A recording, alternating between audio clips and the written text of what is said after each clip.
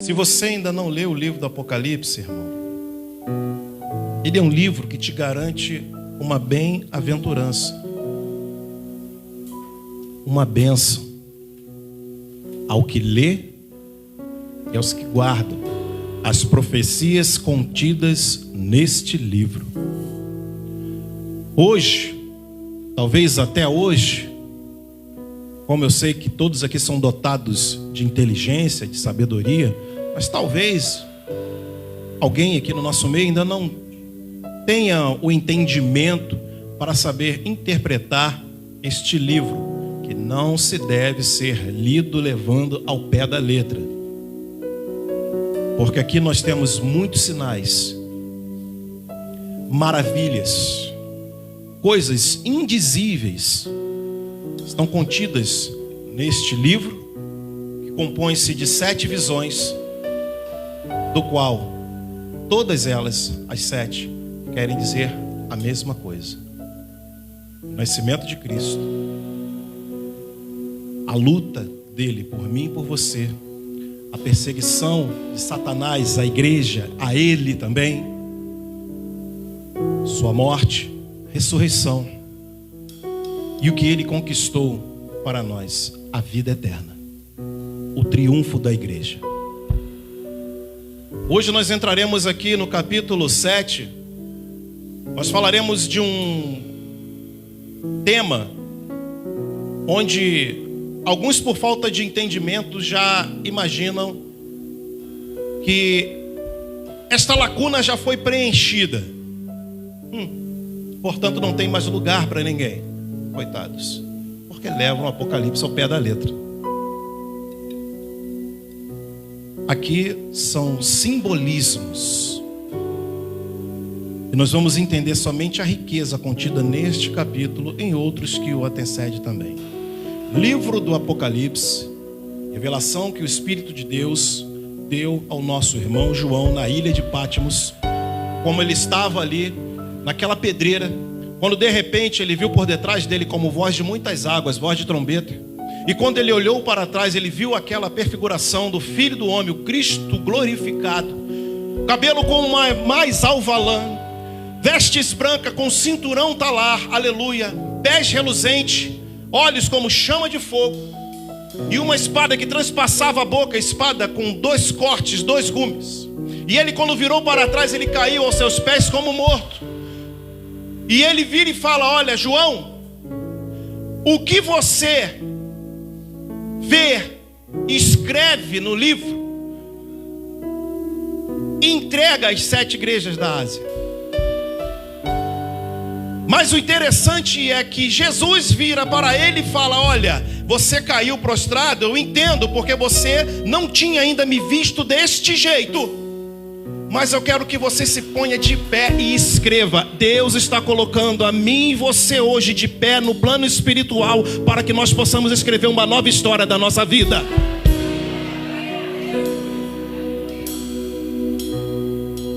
Apocalipse capítulo 7, verso 2. Então vi um outro anjo subindo do Oriente, tendo o selo do Deus vivo. Ele bradou com voz grave aos 4 anjos, a quem havia sido concedido o poder para produzir destruição na terra e no mar: não danifiqueis a terra, nem o mar, nem as árvores, até que selemos a testa dos servos do nosso Deus. Verso 4. Então me foi revelado o número dos que foram selados, 144.000, de todas as tribos de Israel. Da tribo de Judá foram selados 12.000, da tribo de Rubem 12.000, da tribo de Gade 12.000, da tribo de Asser 12.000, da tribo de Naftali 12.000, da tribo de Manassés 12.000, da tribo de Simeão 12.000, da tribo de Levi 12.000, da tribo de Issacar 12.000, da tribo de Zebulon 12.000, da tribo de José 12.000, da tribo de Benjamim 12.000. Pai Santo, eis aqui a tua revelação forte nas nossas vidas hoje. Que teu Espírito Santo me conduza em tudo que eu vier falar aqui, que eu não fale nada de mim mesmo, e que esta palavra ela corte primeiro para mim. É que eu te peço, em o nome daquele que vive e reina para todo sempre, o Alfa e o Ômega, o início e o fim, Jesus Cristo. Amém. Pode se assentar, meus irmãos.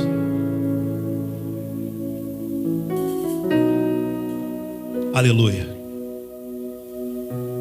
Está preparado, irmão? Vamos nessa?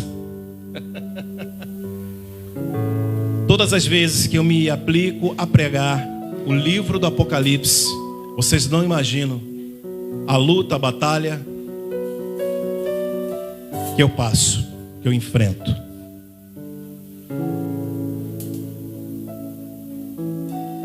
É um livro fabuloso. Contém coisas poderosas à minha vida e à tua vida.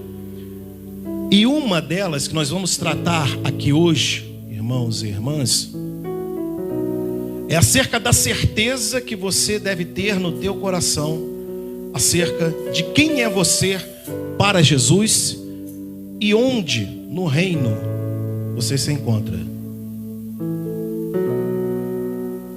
Começamos a observar a partir do capítulo 5 a apresentação de um livro selado com 7 selos. O capítulo 5 diz isso. Onde é bradado em alta voz: quem é digno de abrir os selos?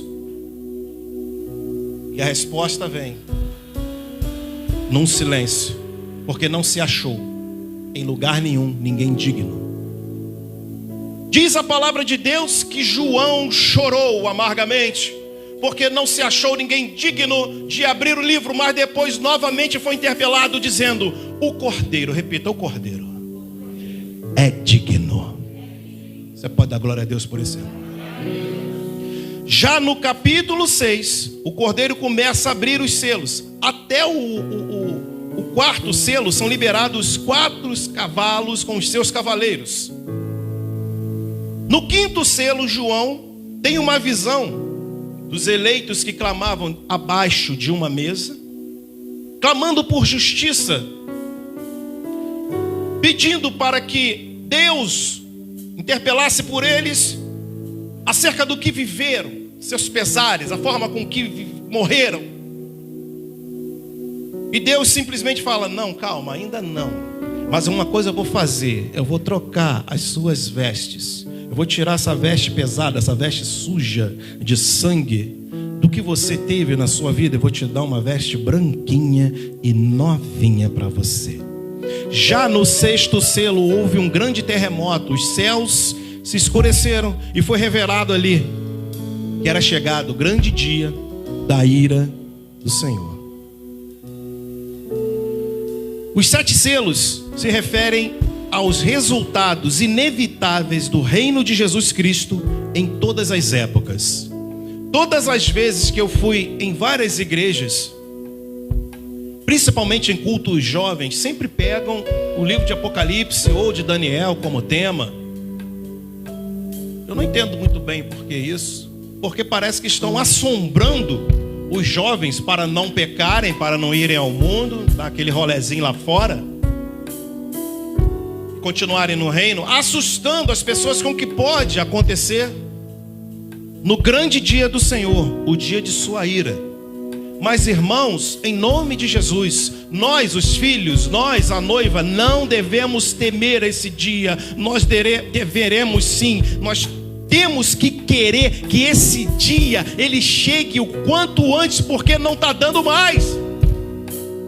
O grande dia do Senhor para aqueles que estão lavados e remidos no teu sangue, Pai, não devem temer. Porque se você é noiva dele, ou seja, a igreja dele, a certeza é uma só, irmãos: salvação, vida com ele na eternidade. Então a gente não pode temer, porque os cavalos eles começam a liberar algumas pragas, pessoas morrendo, fome, desespero, doenças, enfermidades. e você pensa que isso só vai acontecer no futuro, sabe qual é o nosso mal? É que quando nós estávamos no meio de uma pandemia, nós fizemos vários votos com o Senhor. Várias vezes, Pai, quando aquela porta daquela igreja abrir, é lá que eu vou estar todos os cultos. Pai, se o Senhor me curar desta enfermidade, aleluia, eu te servirei, Pai, eu faço um voto contigo. E estamos nós aqui. E cadê o cumprimento do voto? O meu ente querido, o meu filho, o marido, a esposa, o pai, a mãe, o ancião que já tinha várias enfermidades, pegou e Jesus curou. E cadê a nossa gratidão? Pense em quem é Jesus. Mas fique tranquilo, a salvação não está em nenhuma igreja, não está em nenhum pastor, em nenhuma irmã de oração. O tema dessa pregação: a salvação pertence ao nosso Deus. Por isso que tem muitos, quando batem nessa tecla de 144 mil, diz que já está cheio o negócio. Irmãos, quantos já dormem no Senhor? Se a gente for pensar ao pé da letra, essa vaga já está preenchida. Tem um outro segmento religioso, desse eu posso falar porque eles estão no mesmo nosso, quase no mesmo escopo nosso, então se eu posso falar, que eles acreditam que os 144 mil são seus anciãos, que irão reinar na terra. Irmão, reinar na terra sobre mim e você? Esse mesmo livro aqui nos diz que ele nos redimiu, nos restituiu como reinos e sacerdócio dele. E quem vai viver e reinar sempre, como já vive e reina, é Jesus Cristo, irmão. Todos nós somos filhos. Teu nome está no livro da vida? Sim ou não? Então pronto, irmão. Isso nos garante a vitória. Então a gente está pensando que o livro do Apocalipse vai se concretizar só lá no final. Irmãos, me explique, aqueles que já dormem no Senhor, pela segunda vez eu te pergunto isso hoje. Como ele vai se redimir de um erro? Como ele vai pedir perdão a alguém que ele fez um dolo? Porque se você guardar o rancor, mágoa de alguém no teu coração, irmão, você perde a sua salvação. Libera o perdão enquanto dá tempo. Você lembra de Jó, irmão? Jó, a palavra de Deus diz que ele foi visitado quando ele havia perdido tudo. Ele teve a visita de 3 amigos. Repita comigo, 3 amigos. Fala, amigos. Vira para a pessoa que está do teu lado, amigos. Beleza, olha aqui para mim. Quando chegou perto de Jó, irmão, ele sentado no monturo, no lixão, raspando o seu corpo, com um caco lá de barro, perdendo tudo. Aleluia. Os 3 amigos esprantearam e ficaram 3 dias em silêncio. Não falaram nada. E depois começaram a falar com ele. Sabe o quê? Só acusações. Só acusações. Esses são os amigos. Em nome de Jesus, irmão. Eu não sei o que você está passando. Eu não sei se estão te acusando. Eu não sei se estão colocando motivos para você tentar explicar a situação qual você está vivendo. Eu quero dizer uma coisa: Deus está no controle da tua vida, de tal maneira que você não tem que entender nada. Você tem que crer que Ele vive e reina e está no controle da minha e da tua vida. O interessante é que no fechamento desse livro de Jó, que eu estou falando, não do Apocalipse, no Jó aqui, lá no Antigo Testamento, aleluia, glória a teu nome, Jesus, ele foi duplamente abençoado quando ele passou a orar por aqueles que estavam acusando. E você quer fazer o que, irmão? Quer agir diferente? Não vai ser abençoado não, irmão. Tem que orar, irmão. Se você for no monte, ora por ele, ora por ela. Estou falando daqueles que estão te caluniando, te difamando, perdão. Irmão, bota o nome dele no papel e apresenta a Deus, mas com amor. Vai pedir para Deus converter o abençoado em anjo não, tá? É para curar, é para salvar, é para dar um coração novo. E se você tem tempo, irmão, vai lá e dá um abraço, irmão. Dá um abraço, pede perdão, irmão. Ah, mas pô, pastor, fez um negócio cabuloso comigo. E daí, irmão? Entenda uma coisa, querido. Estamos de passagem. E como nós vamos passar nessa viagem chamada vida? Como, irmãos? Perdendo a oportunidade de tê-la eternamente? Peça perdão, irmãos. Então, com todas as lutas que foram liberadas através dos 6 selos que foram abertos, você imagina a calamidade, irmão? Sumiu o sol, tremeu a terra, pessoas morreram, as estrelas caíram, várias catástrofes aconteceram mediante a abertura desses selos. Pranto no céu, irmão, debaixo da mesa. Senhor, até quando? Não vão julgar a nossa causa?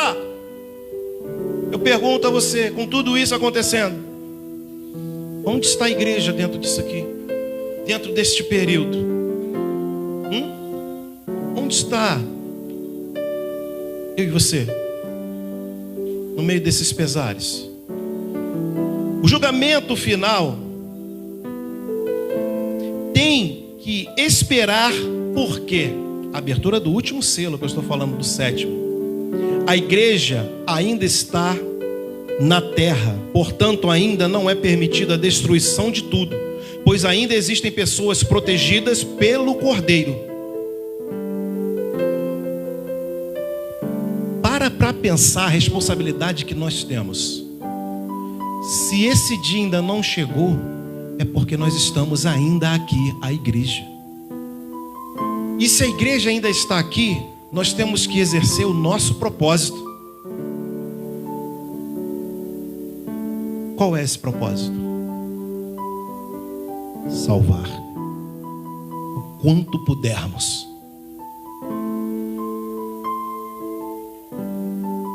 Eu um tempo atrás, alguns anos atrás, alguns me questionaram: Alex, por que você vai abrir uma igreja dentro do bairro operário aqui do Peroba ou do Casa Grande, que aqui tudo se mistura?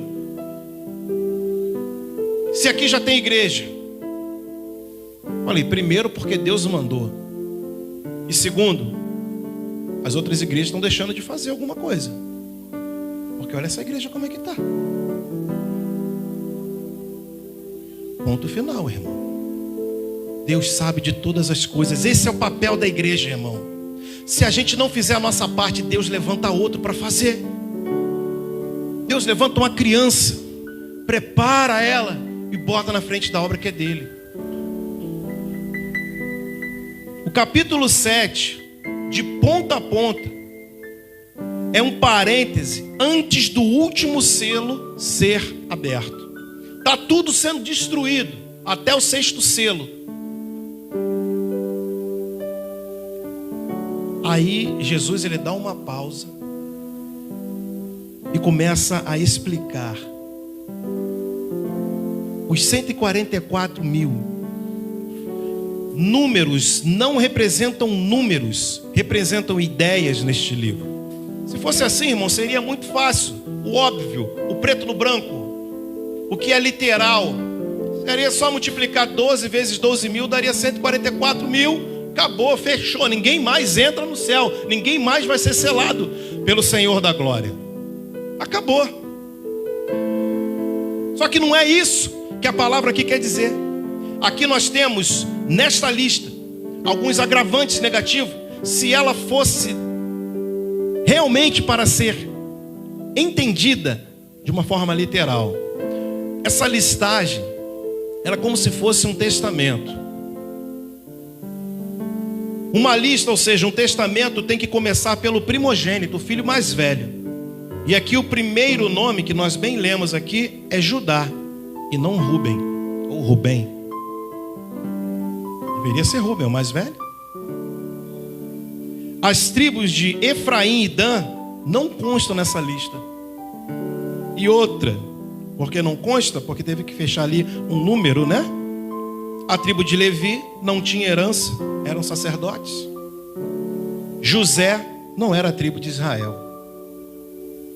Então como é que pode ter feito? Olha, será que é o João lá, quando Jesus estava ditando para ele?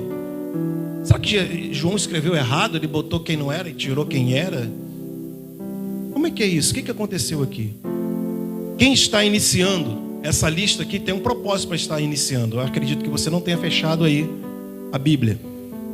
Abra, por favor, que você vai ler, por gentileza, comigo, Apocalipse 7, mas você vai ver o verso 5, amém? Quem está iniciando essa lista aí? Judá. Porque o primogênito dessa lista é o leão de Judá. Jesus é as primícias da igreja e o nosso resgatador. Esta lista não é uma lista carnal. Esta lista fala dos redimidos do Cordeiro. Está falando de mim e de você. Então não é literal. Põe para nós aí, Tiago, 1 Pedro, capítulo 1, versos 18 e 19. 1 Pedro 1, 18. Aleluia. Porquanto estás ciente de que não foi mediante valores perecíveis, como a prata e como o ouro, que fostes resgatados do nosso modo de vida vazia e sem sentido, legado por vossos antepassados, mas fostes resgatados pelo precioso sangue de Cristo, como o cordeiro sem mácula ou defeito algum. Não é por obra que você vai ter o seu nome arrolado nesta lista. Não é porque alguém tem que te examinar e dizer que você está apto para fazer parte dessa lista. Irmãos, você pensa que é só na tua família que acontece aquela questãozinha chata demais, e eu não tenho mais força para aguentar esse negócio. Tu não é crente não. Tu deveria ser assim. Tu deveria ver o programa tal. Tu deveria ser da igreja tal. Tu deveria se vestir da forma tal. Mas eles se esquecem, esses que fazem, talvez, contigo aí, comigo fazem de vez em quando, não sei contigo.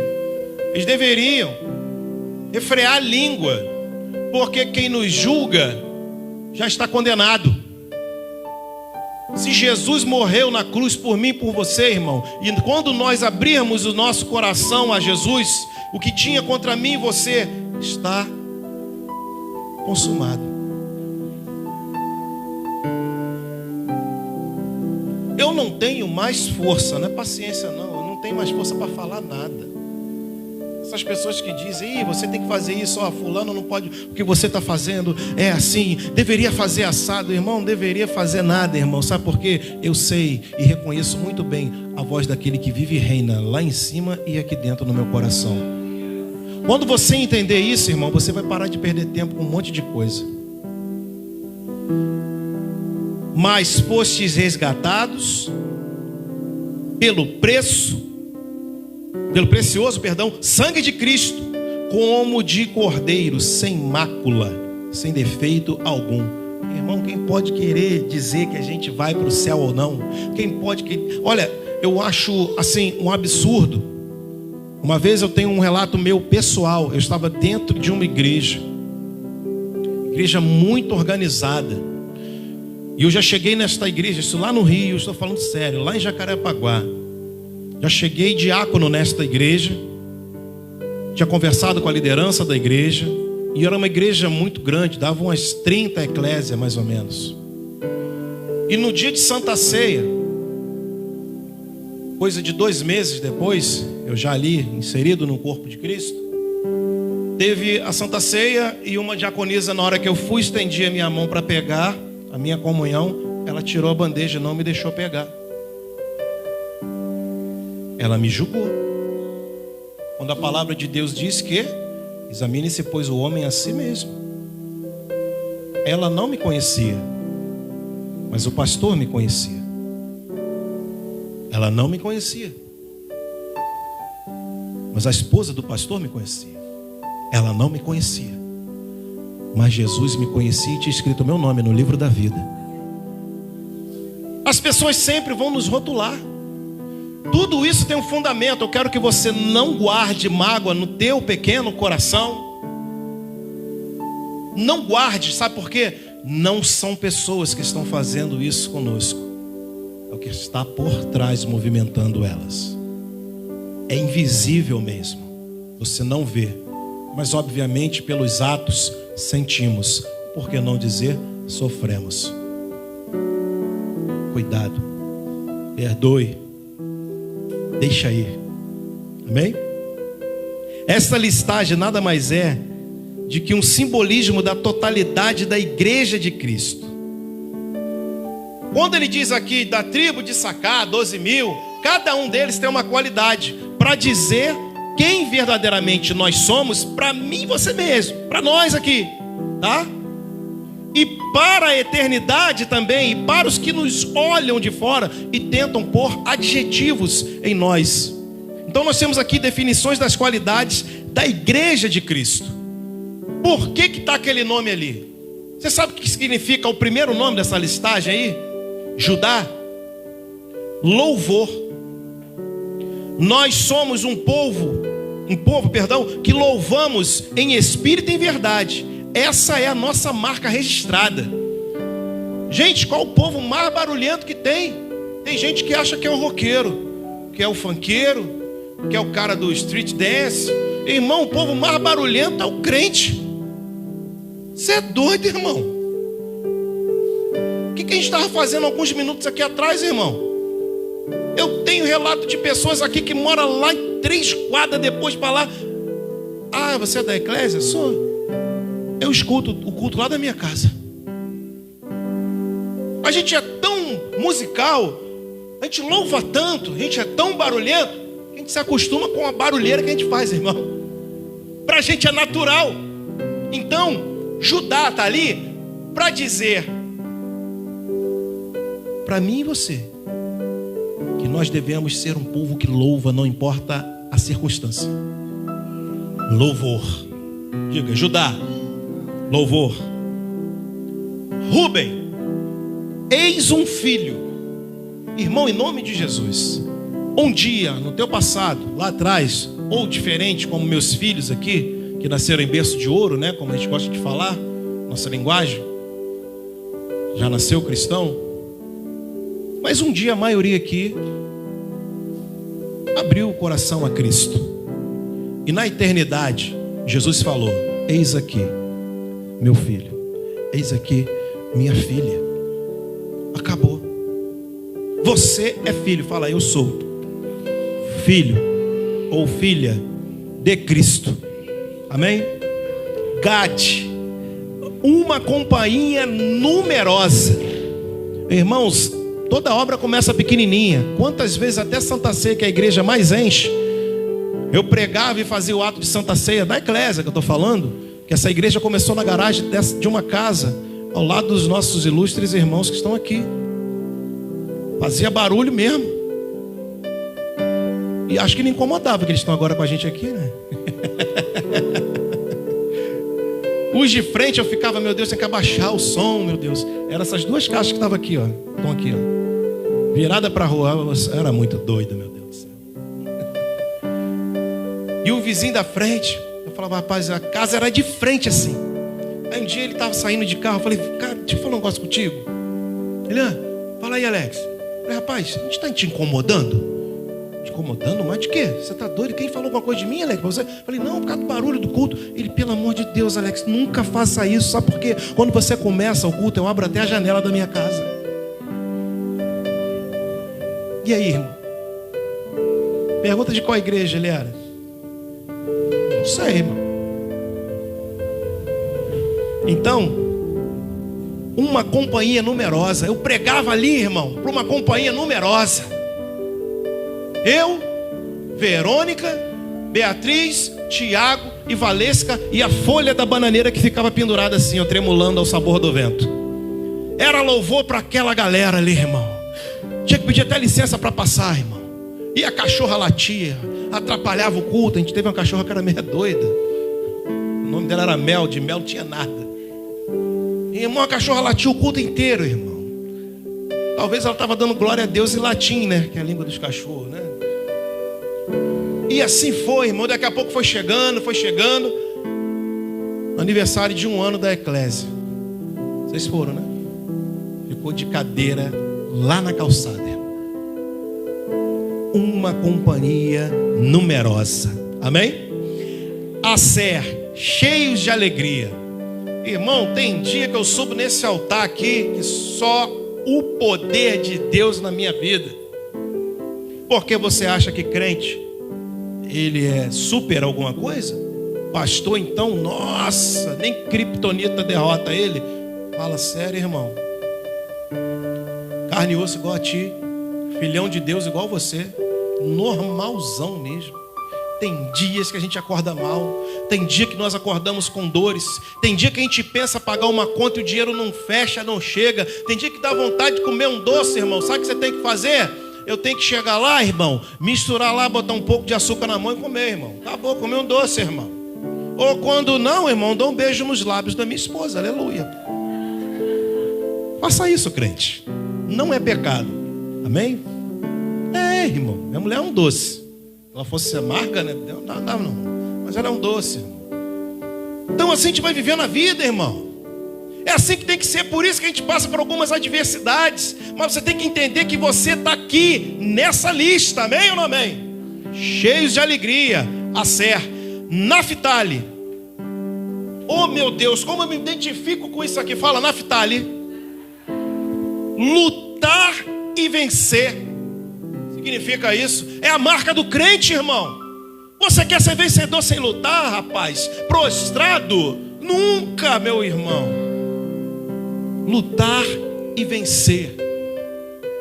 Jesus no pináculo do templo, imagina lá Satanás, após Jesus, irmão, ter se preparado 40 dias e 40 noites no jejum, teve fome em lugares áridos, no deserto, e veio Satanás oferecendo um monte de coisa para ele, um monte de banquete. Jesus venceu ele, combateu ele na palavra, e olha que ele era o verbo vivo ali, que habitou no meio do povo ali naquele momento. Ele venceu Satanás na palavra. Jesus lutou até o fim, irmão. Jesus, ele chegou no Getsemane, ele orou. O estresse de Jesus foi tão grande, algo que já estava sendo ali, já prescrito, ele já sabia que ia acontecer. Ele orou ao Pai em secreto. Ele falou: Pai, se possível for, aparta de mim esse cálice. Diz os historiadores que ele chegou ali, e a Bíblia também fala isso, que os poros, quando você está num nível de estresse tão grande, seus poros se abrem ao ponto de não conseguir reter o sangue dentro do seu corpo, da sua pele, que é o maior órgão que nós temos no corpo, é a pele. E você começa a suar, como se fosse transpirar sangue. Isso aconteceu com Jesus. Sabe por causa de quê, meu irmão? Me pergunta, por quê? Por causa do meu e do teu pecado. Quando Jesus vira e fala: se possível for, Pai, aparta de mim esse cálice, ele estava falando o cálice do pecado, não de ser crucificado por mim e por você, porque ele sabia que a única coisa que faz separação entre nós e o Criador é o pecado, e ele iria perder o seu cheiro suave às narinas de Deus, ele iria cheirar pecado. Lute, não desista, não peque, para não perder a presença de Deus. Lutar e vencer. Diga: lutar e vencer. Diga aleluia. Manassés, quem esqueceu? Esse é o nome. Quem esqueceu? Bota o nome quem esqueceu no filho, Milênio. Imagina, Rael com o nome de quem esqueceu. Para mim seria, para todos nós, um nome lindo. Sabe por quê? Tem gente que até hoje carrega correntes pesadíssimas dos seus passados até hoje e não desfrutam do melhor de Deus para a vida. Aquilo que Deus derramou sobre mim e você, que Deus conquistou para mim e você. Quem esqueceu? Eis que tudo se fez novo na minha e na tua vida, irmão. Ele apagou, aniquilou, é novidade de vida. Irmão, só quem vai ter alguma coisa contra você, irmão, é você mesmo e o inimigo. Mas quando você começar a dar vazão ao Espírito de Deus, surgirá em você, como se fossem tampões espirituais, e você vai parar de ouvir menos a voz do inimigo, a voz do acusador, e vai desfrutar de todas as bênçãos conquistadas por Jesus na cruz do Calvário para mim e para você, irmão. Quem esqueceu?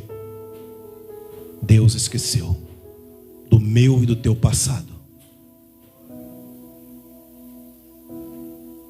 Só o Sidney. Acho que alguma irmã do lado de cá. Deus esqueceu do meu e do seu passado. Simeão. Quem ouve? E agora, o nome desse, pastor, vai encaixar esse nome aí aonde?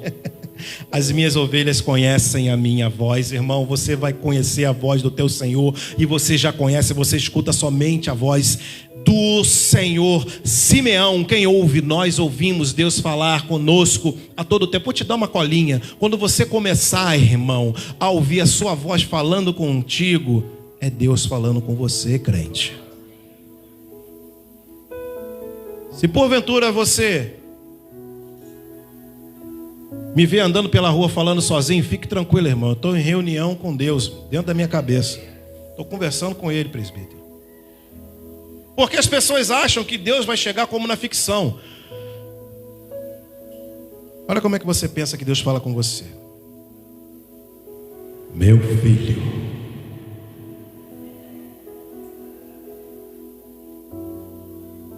Não, irmão. Deus fala com você de uma forma que você não se assuste, que você não precise cair como morto no chão. Deus fala com você com a tua voz, na tua alma, na tua mente, para que você entenda que você é dele, que ele está em você, que você está nele, e ponto final. É ele que está falando contigo. Amém ou não amém? Quem ouve, as minhas ovelhas conhecem a minha voz. Levi, juntado ou unido. Poxa, irmão, como que nós poderíamos fazer aqui grupo disso, grupo daquilo? Respeito os irmãos de outras igrejas, que tem grupo disso, daquilo, outro lá e tal. Mas, irmãos, a Bíblia nos relata que nós devemos ser um corpo, bem ajustado, onde Jesus Cristo é o cabeça. Então não posso subdividir o corpo de Cristo. Nós sabemos aqui quem é velho, quem é novo, quem é mais ou menos. Quem é novo, mas tem o espírito de velho, está sempre cansado. Quem é criança. A gente sabe quem são. A gente sabe quem é homem, quem é mulher, não sabe também? Então, para que não fazer grupo disso, daquilo, irmão? Meu Deus do céu, aleluia. Nós somos a igreja, o corpo de Cristo. Amém ou não amém? Amém. Irmão, se eu fizer, eu posso fazer, já fizemos algumas vezes aqui. Não precisa ter grupo disso, daquilo. A gente chega aqui, as irmãs vão cantar, e as irmãs chegam aqui e dão um show, irmão. Acabou. Grupo dos varões. Botei 2 aqui hoje, vocês viram, do nada, cantaram a música. Acabou, irmão. Se eu chamar ali as crianças ali, vai escolher uma música e vai cantar. Por quê? Eu tenho certeza que eu posso fazer isso, porque eu sei que este corpo aqui está bem ajustado. Aqui Cristo reina, ele é o cabeça, ponto final, irmão. Então, unido, junto, Levi, amém? Issacar, um preço foi pago. Esse aqui foi fácil para você entender, amém? Você pode dar glória a Deus por esse preço, irmão? Um preço foi pago, eu já falei aqui, morte de cruz, irmão. Zebulon, um lugar de moradia. O pardal encontrou casa, e a andorinha, ninho para si. Andávamos errantes, perdidos, no lamaçal de pecado, ou seja, nem andávamos, patinávamos. E aprove a Deus se revelar a nós na pessoa de seu Filho amado Jesus Cristo, e ao abrir do nosso coração o seu poderoso Espírito ser enviado, além de nos consolar, nos nutrir, nos manter nos seus retos caminhos, irmãos, então o preço foi pago, está tudo pago. Zebulon, um lugar de moradia, né? Que lugar é esse que a gente mora, irmão? Vamos raciocinar? Jesus está em nós, amém? Pai, Filho e Espírito Santo, amém? Jesus está em nós, amém?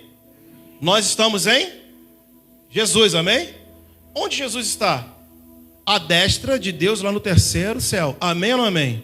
E onde você está espiritualmente falando?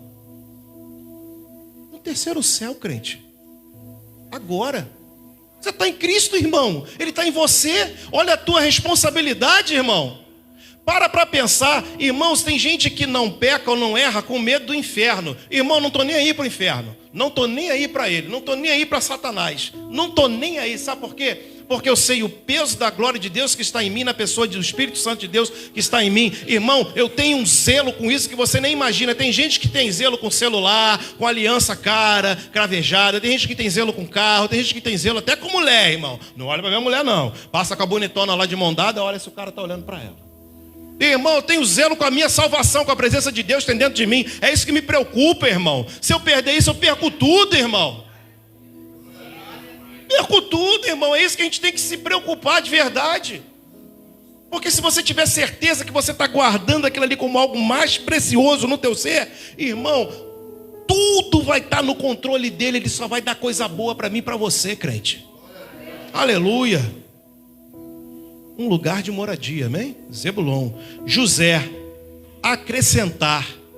Você já reparou que todas as vezes que Jesus fez uma bênção, uma benesse a alguém, uma cura, ele não falou, olha, eu te curei de cegueira, vai em paz. Olha, cegueira, eu te curei de paralisia. Não, vai, que a tua fé te salvou. Curou do mal e ainda deu salvação.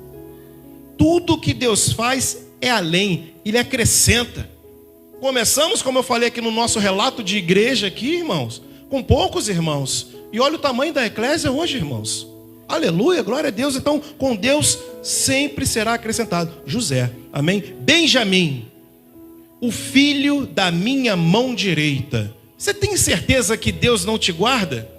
Você tem certeza que você não está debaixo da destra de Deus? É óbvio que você está. Irmão, vou falar pela segunda vez hoje. Talvez vou estar sendo chato que eu estou repetindo as mesmas coisas. Não, irmão. É conteúdo mesmo para você entender o que Deus está fazendo por mim e por você, pela minha e tua família. Nós acabamos de sair de um período pandêmico, coisa que a nossa geração só tinha visto até hoje em livros ou na internet. Nós saímos e estamos aqui. Será que a gente não está debaixo da mão direita de Deus, irmão? Que é isso, irmão? Claro que estamos. Será que essa nação não está debaixo da destra de Deus, irmão? É óbvio que essa nação está, irmão. E eu quero abrir aqui um parêntese. Dia 2 de outubro, irmão, você e eu, nós vamos exercer nossa cidadania, nossa civilidade. Você já orou a Deus para saber o que você vai fazer? A sua responsabilidade? Garantir o nosso futuro? Pense nisso, irmão. Aqui eu não falo de política. Nessa igreja é proibido falar de política. Nós pregamos aqui a palavra. Mas, irmãos, a responsabilidade está no digitar dos nossos dedos. Pense nisso, irmão. Não ache que política é coisa chata, não. Estamos hoje debaixo da destra de Deus. Deus tem abençoado nossas vidas. Deus tem abençoado nossa nação. E que o Senhor continue a abençoar, independente de quem ganhar no dia 2 de outubro, ou se for para segundo turno no final. Irmão, ore pelo líder, porque ele vai chegar lá com consentimento de Deus. É Deus que coloca lá, irmão. Ponto final.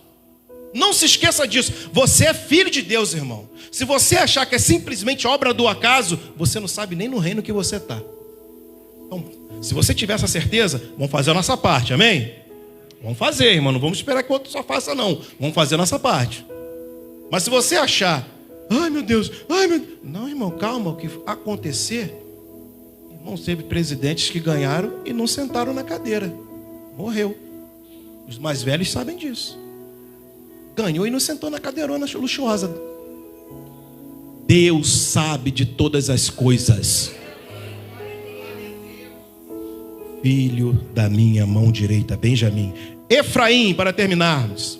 Deus me fez prosperar na terra da minha aflição. Efraim. Poxa, irmão, glória a Deus. Já tem uns dias que pelo menos os membros aqui dessa igreja, já tem meses. Meses. Os membros mesmo. Não estou falando de familiar que eu fui visitar, não. Tem meses que eu converso com você, não te vejo mais chorando, a não ser de alegria, crente. Glória a Deus por isso. Então Deus te fez prosperar na terra da aflição. Deus está te fazendo prosperar, meu irmão. De alguma forma, Deus abriu uma porta. Deus deu alguém para você cuidar, ou para cuidar de você. Você não está mais largado aí no mundo. Deus está te prosperando, irmãos. Então é isso que está acontecendo. Então, Efraim, Deus me fez prosperar na terra da minha aflição. Aí agora vamos voltar um pouco para o meio da pregação. 144 mil, irmão. Fechamos aqui 12 mil de cada tribo. E as pessoas estão dizendo que já preencheu essa listagem. O céu já está cheio. Quem vai reinar já está cheio. Mas não, irmão, não está não, irmão. Portanto, esta é uma listagem da igreja completa e perfeita. Não do Israel do Velho Testamento, mas do Israel de Deus. Bota a mão no teu peito aí, crente. Vai, com fé, com fé. Repita comigo. Eu sou o Israel de Deus. Eu tenho as qualidades dos redimidos do Cordeiro.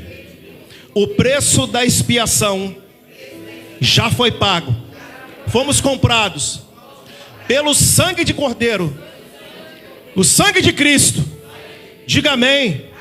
Aplauda Jesus por isso então, crente. Essas são as nossas qualidades. Você não pode perder isso. Você tem que ter isso no teu coração. Quando você for ler novamente Apocalipse capítulo 7, tenha certeza. Está falando de mim ali, ó. Jesus falou para João transcrever em livro, no rolo, as qualidades que eu tenho, ou as que ainda estão me faltando, ou que um dia eu tive e por alguma coisa que me sucedeu, eu perdi. Não, irmão, em nome de Jesus, você é mais que vencedor, você é alegre, você tem que louvar, você tem que romper, você tem que ter certeza da tua salvação. Não importa, irmão, não importa. Aleluia. Bota no capítulo 7 aí, meu filho, de Apocalipse, o verso 9 e 10, para nós terminarmos de verdade.